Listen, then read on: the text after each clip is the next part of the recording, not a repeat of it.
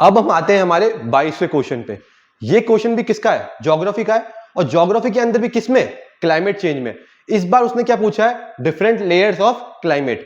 क्या पूछा है लेयर्स के रिगार्डिंग? जैसे मैं आपको बेसिक बताऊं तो आपको पता होगा इस स्पेयर वर्ड का मतलब क्या होता है? लेयर। तो जो एटमॉस्फेयर होता है वो डिफरेंट लेयर्स के साथ बना होता है, जैसे ट्रोपोस्फेयर, स्ट्रेटोस्फेयर, मेसोस्फेयर।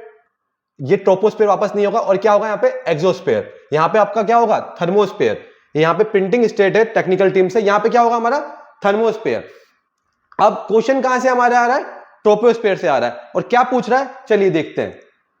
ये कह रहा है thickness of troposphere at equator is much greater as compare to poles. आपको मैंने जस्ट लास्ट क्लास में बताया, लास्ट क्वेश्चन में हमने देखा, तो जो हमारा ट्रोपोस्फेयर है उसमें जनरली क्या होता है? हमारी ग्रीन हाउस गैसेस होती है, जिसके कारण क्या हो जाती है?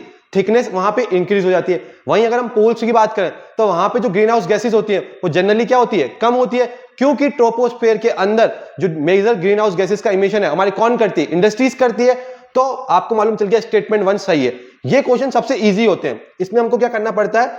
बस यहां पे आप लगा दीजिए बिकॉज, और अगर आप हिंदी मीडियम से हैं तो लगा दीजिए क्योंकि। अगर क्योंकि लगाने के बाद स्टेटमेंट 1 एंड स्टेटमेंट 2 एक पैराग्राफ की तरह दिख रहा है, मतलब आपका स्टेटमेंट सही है।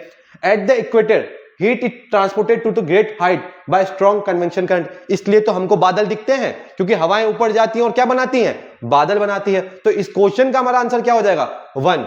Statement 1 and statement 2 are correct, और स्टेटमेंट 2 स्टेटमेंट 1 की क्लियर क्या है? एक्सप्लेनेशन है, क्लियर एक्सप्लेनेशन है।